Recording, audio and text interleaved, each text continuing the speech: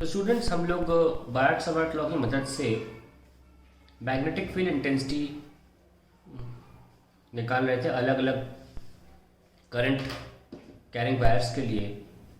थोड़ा रिकैप कर लेते हैं। हमने एक इनफाइनाइट वायर के लिए निकाला था KI/A2।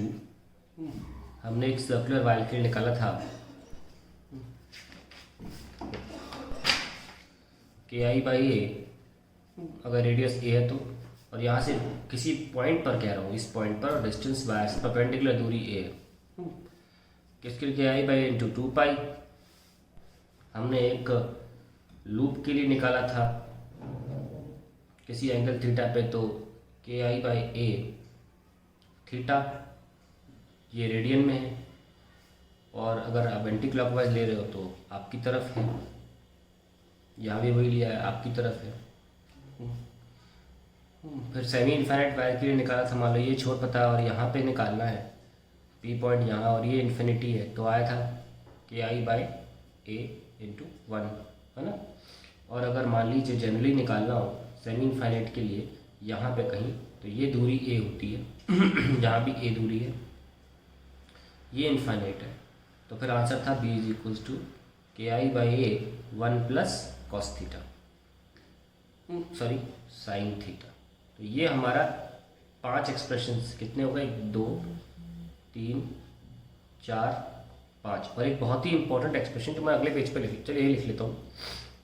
मैंने एक करंट कैरिंग लूप के लिए ये तो सेंटर पे था, उसके एक्सेस पर निकाला था, और वो आंसर था 2KI⁻x² + A² 3/2, है ना। और फिर मैंने कहा था कि अगर इसके नंबर ऑफ टर्न्स n हो जाते, कैपिटल N, है ना, तो फिर आप सिर्फ क्या करोगे, n से मल्टीप्लाई कर दो। तो ये हमने उस दिन किया था। अब हम करने जा रहे हैं magnetic field due to a solenoid. तो पहले हमें सोलेनोइड का मतलब समझना पड़ेगा। सोलेनोइड का मतलब कैसा है, a wire carrying current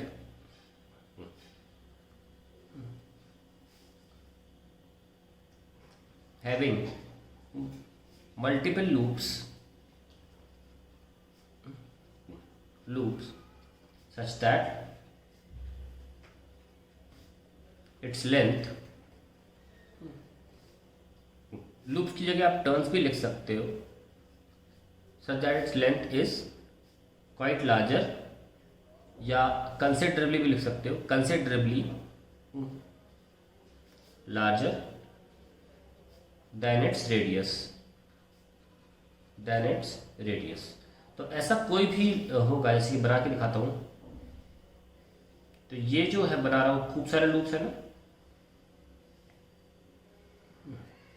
और अच्छे से बनाना हो ना तो पहले बाउंड्री बना लिया करो हमेशा, उससे डायग्राम हमेशा अच्छा बनेगा आपका। ये तो ये कहानी है सारी इसकी, सोलेनोइड कैसे दिखता है। तो ये सोलेनोइड है,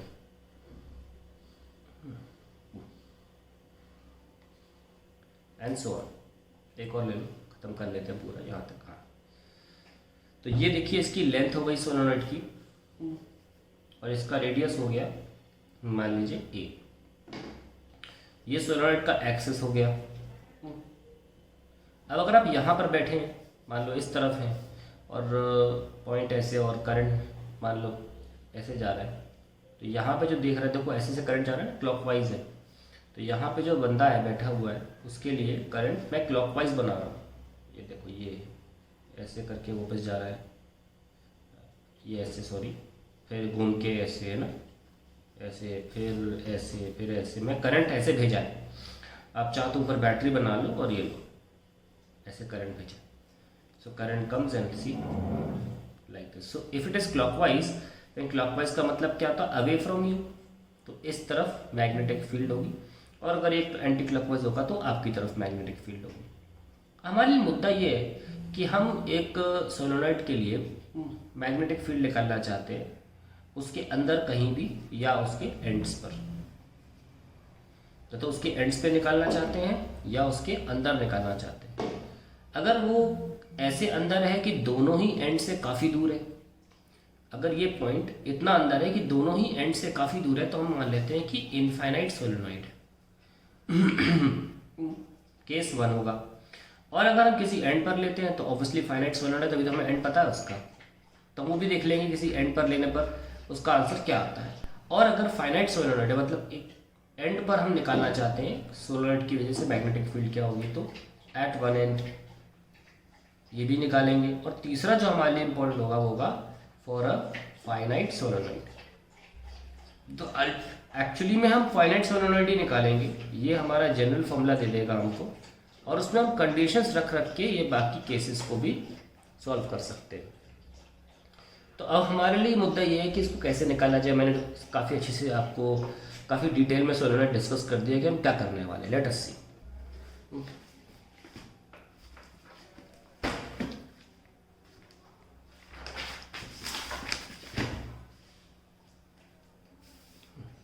तुम दोबारा सोलेनॉइड बना लेते हैं और आई यूज 2 पेन्स। मैं आपसे भी गुजारिश करता हूँ कि आप थोड़ा सा पॉज करके जल्दी से कोई दूसरे कलर का पेन जल्दी से ले आएँ, क्योंकि इसमें ये पेन काफ़ी मोटा चलता है और मुझे एंगल्स वैंगल्स दिखाने होंगे, तो फिर आपको भी देखने होंगे एंगल्स, तो आप दूसरा पेन यूज़ कर लीजिए। मैं तब तक बना रहा हूँ। ये लीजिए, बना लिया। अब मैं एक्सेस बना रहा हूँ ये तो ब्लू पेन से बनाऊंगा एक्सेस, कोई इशू नहीं है, लेकिन थोड़ा सा पतला चलेगा ये, बस इतना काफ़ी है एक्सेस में। Now see, suppose I select a point, ये मेरा पॉइंट P, और मैं इस सोलेनॉइड का डिफरेंशियल थिकनेस ले लेता हूँ। सपोज इतनी थिकनेस ले ली मैंने यहाँ से लेकर यहाँ तक, और इसमें मान लिए मैंने बहुत सारे टर्न्स हैं ना ऐसे, और क्योंकि थिकनेस मैंने कितनी ली, केवल dx थिकनेस ली है मैंने, तो इतने ऐसे वाले I have selected circular loop of thickness dx। अब मुझे बताइए कि आपने सर्कुलर लूप के लिए क्या फॉर्मूला लिखा था। तभी मैंने कहा था कि एन टर्न्स के लिए लिखना बहुत फायदेमंद आएगा। अभी देखना, आपने लिखा था b इक्वल्स टू एक सर्कुलर लूप के लिए 2KIA upon x square plus a square power 3/2। एक जुगाड़ कर लेते हैं, हम एरिया को खोल लेते हैं, ठीक है, काम आएगा थोड़ा। 2KI pi a square upon x square plus a square power 3/2। मैंने आपसे कहा था कि इसमें अगर n टर्न्स हो जाएं, इसमें कैपिटल N टर्न्स हो जाएं, तो फिर आप क्या करोगे, इसमें मल्टीप्लाई बाय n कर दोगे तो आपका n टर्न्स का भी हो जाएगा, ठीक है। अभी इसमें कितने टर्न्स हैं, तो हमें एक टर्म लाना पड़ेगा, एक बहुत इंपॉर्टेंट ले लेते हैं। Let number of turns per unit length be small n, ठीक है। तो 1 यूनिट लेंथ पे कितना है, n टर्न्स है, तो dx लेंथ पे कितना होगा, n dx होगा, और वही हमारा कैपिटल N होगा, क्योंकि हमें मान के चल रहे हैं कि हमारे पास एक लूप है जिसमें कैपिटल N टर्न्स है, और वो कैपिटल N टर्न्स कितने, n dx। खैर ये तो लूप एक अपने आप में अकेला लूप था। यहाँ पे बात डिफरेंशियल थिकनेस की हो रही है, नंबर ऑफ टर्न्स भी बहुत कम है n इंटू dx, तो इसके लिए जो हम लिखेंगे for a differential loop, for a differential thickness loop bracket में अब पार्ट ऑफ सोलेनॉइड हम b ना लिखकर db लिखेंगे, क्योंकि पूरे की वजह से db है और एक बहुत छोटे थिकनेस की वजह से db है। मैं कुछ भी नहीं कर रहा हूँ अभी तक, मैंने वही फॉर्मूले में सिर्फ कैपिटल N यूनिटी मेथड से रख रहा हूँ, अभी तक मैंने कुछ भी नहीं किया इसमें, ठीक है, सिंपल है। 2k a square upon x square plus a square की power 3/2 n dx, that's it, very simple. अब जैसे कि यहाँ पर भी एक एंगल थीटा हुआ करता था, तो इसके लिए भी एक एंगल थीटा होगा, यस और नो, यस और नो। और हमने जैसे यहाँ पे x दूरी ली थी, ये वही x दूरी है, ये लीजिए यहाँ पे x आ गई दूरी। ये रेडियस जैसे हमने a लिया था वैसे का वैसा है, कोई फर्क नहीं है, सेम, सब कुछ वेरी सेम। अब हम इंटीग्रेट करने जा रहे हैं, लेट्स सी हम क्या करेंगे। जब इंटीग्रेट कर रहे हैं तो हमने आपसे पहले लिखा था कि हम फाइनाइट सोलेनॉइड के लेकर इंटीग्रेट करेंगे। तो जब मैं इस dB को इंटीग्रेट करूंगा तो एक तरह से ये जो थिकनेस है ये फैलेगी, है ना, ये फैलेगी। जब ये यहाँ से शुरू होगी फैलना, मान लीजिए ये डिफरेंशियल लूप बढ़ना, dx का इंटीग्रेशन चालू होगा तो कैसे होगा, यहाँ से शुरू होगा, है ना। तो मैं इस ब्रॉड पेन से दिखा देता हूँ, ये यहाँ से स्टार्ट होगा। तो तब इस पॉइंट पर क्या एंगल सबटेंड हो रहा होगा, मान लीजिए θ1, सबसे पहला एंगल, इनिशियल एंगल। और यहाँ से जब ये लूप ऐसे dx बढ़ बढ़ के पूरा लेंथ l बन जाएगा तो इंटीग्रेशन का जो एंगल है वो भी कैसे ऐसे बढ़ेगा ना, ऐसे रुक जाएगा आगे, है ना। यहाँ पे θ1 और यहाँ पे θ2, ये आ गया आपका θ2। और एंगल कहाँ से देख रहे हो, इस एक्सिस से। कहाँ से देख रहे हो, नेगेटिव एक्सिस से। कोई बात नहीं, कोई फर्क नहीं पड़ता उससे। और ये आपका θ2 आ गया।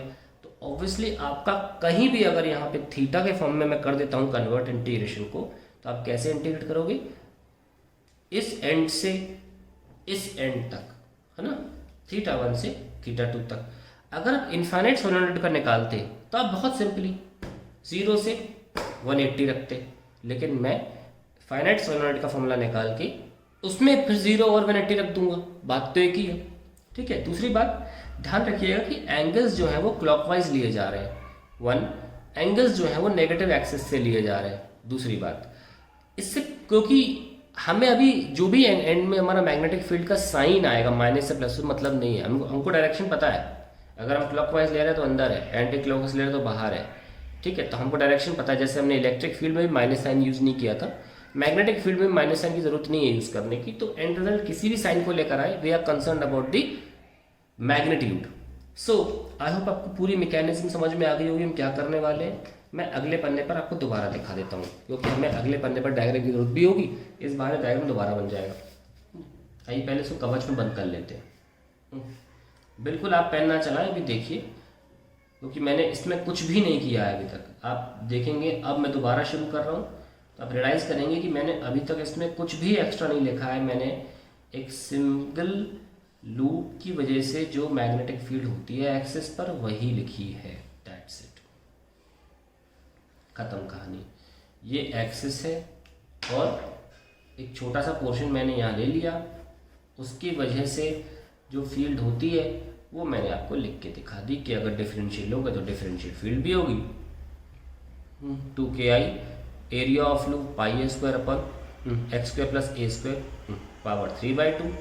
नंबर ऑफ टर्न्स क्या होंगे इस dx पोर्शन में, n इंटू डी एक्स।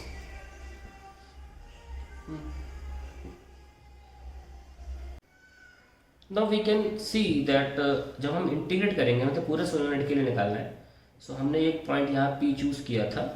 तो अभी डिफरेंशियल लूप की बात करें तो उस पर तो एंगल थीटा सबटेंड हो रहा है, पर अगर हम ऑब्वियसली इंटीग्रेट करेंगे तो इस छोर से इस छोर तक करेंगे, तो फिर एंगल क्या होगा, θ1 से θ2। ये मैं कहना चाह रहा हूँ, वेरी सिंपल। अब डायग्राम को देखने की भी जरूरत नहीं है, अपने आप हो जाएगा यहाँ पर। ठीक है, सबसे पहले डायरेक्टली भी लिख लो, जो जो कांस्टेंट है बाहर निकाल लो। देखना 3 लाइन में डेरिवेशन खत्म है, 3 लाइन में इंटीग्रेशन के स्टेप्स आएंगे। स्टेप्स मैथमेटिकल है, मैं उनको एक ही स्टेप मानूंगा, कोई हमें थोड़ा सॉल्व तो करना पड़ेगा। पाई ए स्क्वायर, एन भी कांस्टेंट है, देख रहे हो सब कुछ कांस्टेंट है। ये लो खत्म हो गया, इंटीग्रेशन खत्म हो गया भाई, ये देखो खत्म इंटीग्रेशन। ठीक है, अब आप चाहें तो डिस्टेंस की ही आप रख सकते हो एक्सप्रेशन, लेकिन वो थोड़ा लंबा चला जाता है इंटीग्रेशन। जैसे कि मैं डिस्टेंस की बात क्या कर रहा हूँ, यहाँ पे रेडियस ए है ना, जैसे कि ये रेडियस कितना है ए, और मान लीजिए ये डिस्टेंस कितना है एक्स है। तो फिर आप इस पॉइंट से अगर देख रहे हो तो आप यहाँ से लेकर यहाँ तक इंटीग्रेट करोगे, लेंथ के फॉर्म में भी रख सकते हो।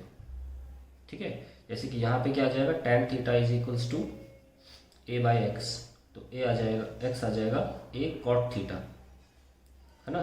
तो आप क्या रख सकोगे, लेफ्ट है माइनस a कॉट थीटा इधर to plus a cot theta, पर वो थोड़ा सा कॉम्प्लेक्स हो जाएगा, इसलिए मैं उस तरीके से नहीं कर रहा हूँ। मैं सिंपल वही करूँगा जो आपको मैंने इलेक्ट्रिक फील्ड में सिखाया था, ताकि आप बिल्कुल एक ही तरीका रखते चले जाएं। ये वाले मैथमेटिक्स स्टेप का क्या है भाई, हम क्या करने वाले हैं इसमें, x is equals to a cot theta रखेंगे। देखो यहाँ पे x equals to a cot theta आया ना, इस वजह से, इस ट्राइंगल की वजह से आया है a कॉट थीटा। तो dx बाई डी थीटा हो जाएगा, क्योंकि dx रिप्लेस करना ज़रूरी है, माइनस का a कोसेक स्क्वायर थीटा। तो dx क्या हो जाएगा, माइनस का a cosec square theta d theta. ध्यान रखना कि क्योंकि यहाँ रिलेशन x और a में है, इसलिए अपनी मर्जी से आप x बराबर a tan थीटा मत रख दीजिएगा। यहाँ एक रिलेशन निकल के आ रहा है x और a में पहले से, इसलिए मैंने यहाँ पे x बराबर, जैसे हमने पिछली बार x बराबर जब भी प्लस का साइन था, इस तरीके का टर्म था, तो हमने tan थीटा लिया था। हमें cot थीटा लेना पड़ गया क्योंकि x और a में रिलेशन निकल आया है, ट्राइंगल का रिलेशन। गड़बड़ हो जाएगी, गलत आ जाएगा आंसर, इसलिए इस रिलेशन की वजह से मुझे x बराबर a cot थीटा लेना पड़ेगा। कोई फर्क नहीं पड़ता, अभी भी आंसर आ जाएगा। खैर b is equal to 2ki pi a square n।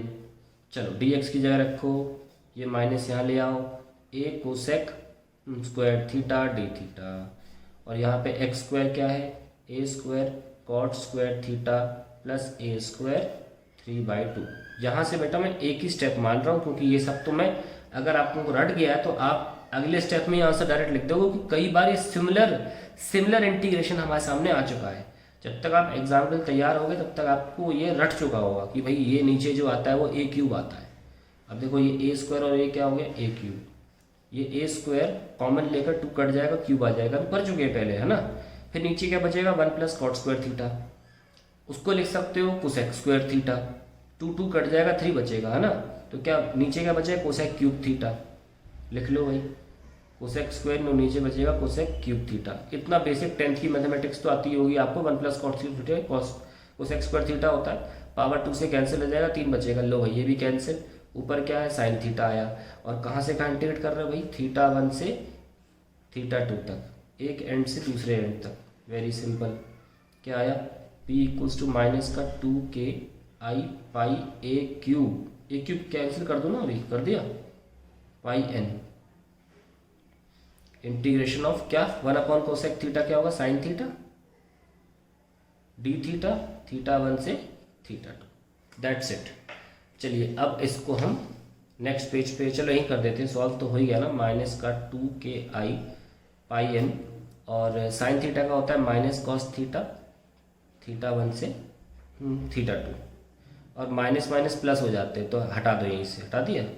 तो मैं चाहता नहीं हूँ मैं पेज चेंज करूँ, क्योंकि अब लास्ट लाइन रहेगी, फाइनली अगले पेज पे हम लिखेंगे final formula, 2ki pi n, 2ki pi n, फिर क्या बचेगा, cos θ2 minus cos θ1, that's it. ये हमारा आंसर आ गया, ये हमारा फाइनल एक्सप्रेशन है। अब देखो, अगर मुझे ये स्टेप बार बार रट चुका है कि मुझे क्या पुट करना है, यहाँ तो खैर रिलेशन बन के आ गया था x और a में, तो हमने कॉट थीटा रखा, हम tan स्क्वायर रखेंगे तो आंसर नहीं आएगा, ध्यान रखना।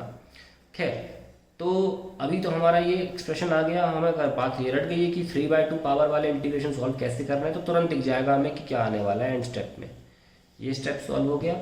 आइए अब अगली कहानी शुरू करते हैं, इसमें हम केसेस रखेंगे। Let's see. सो हमारा फाइनली फॉर्मूला ये आया, 2ki pi n cos θ2 minus cos θ1, and it is very important that I now open के, यहाँ पे के खोलना ज़रूरी है, 2 n i into 2 n i into mu naught upon 4 pi cos θ2 minus cos θ1। So 2 से कैंसिल हो गया, so we got mu naught n i by 2 cos θ2 minus cos θ1।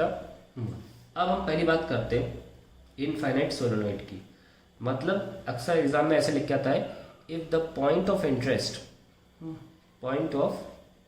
Interest is well within the solenoid, well within 10 solenoid.